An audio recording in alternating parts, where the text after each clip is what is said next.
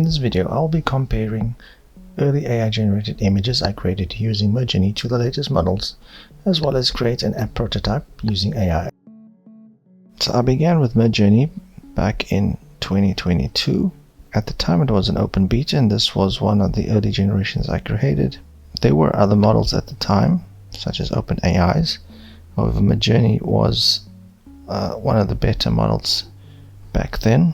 Use the exact same prompt here. I'm going to create a new one by going use text, and this will be using the latest model, which is version 8.1. Use the portrait aspect ratio, and that's the only setting I will change, and then I'm going to generate that and see what I get. So these are some of the images, more detailed than the early generation, so that's quite a big progress. I'm going to recreate the new version of one of these early concepts as well. Use this text prompt here, and I'm going to change the aspect ratio to square and hit submit. It's definitely more detailed than the previous one, so I like this one. So these are pretty good. The Midjourney does require a plan, so you can choose one of the plans available. And using the latest model, I've also experimented with creating concepts that were not possible at the time due to the limitations with rendering text. So I have created this passion versus money seesaw picture illustration, which would have taken weeks to concept. I've also created this 3D rendered looking bottle with a snake oil bottle scratch out and replaced with AI. I'll be comparing my Midjourney created generations to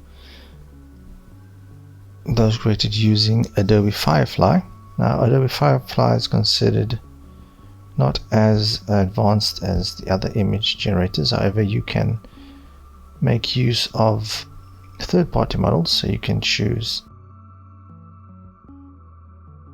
the Firefly models, which is commercially safe.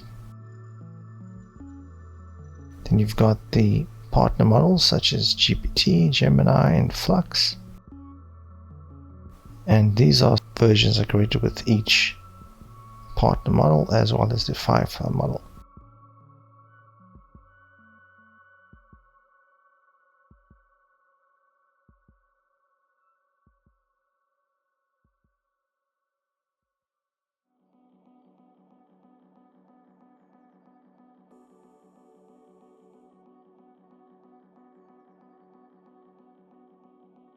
Early AI models were not that great when it came to creating app or web prototypes.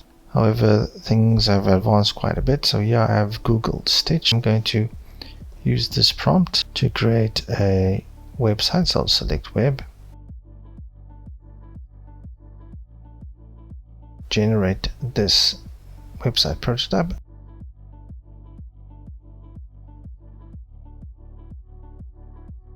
Generated this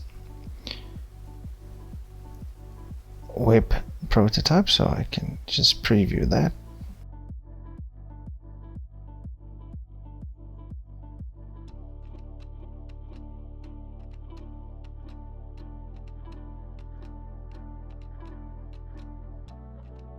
We go here, you can see I've got a option to export as well, so I can export to our studio, export to Figma, continue to work on this. So this is very useful, and essentially I have my website prototype completed. Also created a design system for me. Got Figma Make. I'll add the same prompt that I used before, and then I'm just going to go ahead and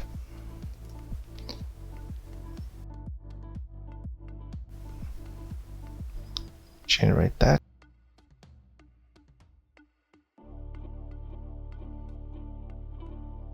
And here I already have the functional prototype, and then from here I can simply go ahead and publish that.